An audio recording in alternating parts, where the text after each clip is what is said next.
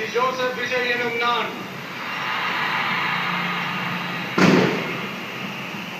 தமிழ்நாட்டு அரசின் முதலமைச்சர் என்ற முறையில்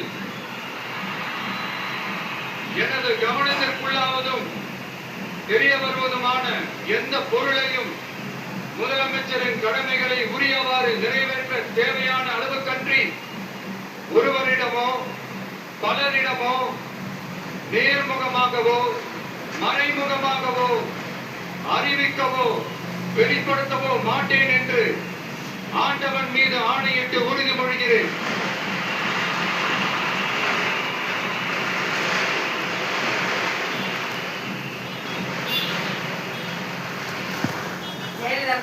சொல்லி கொடுக்கணும் அவசியம் அவங்கன்னு சொல்லியிருப்பாங்க. சொல்றாங்க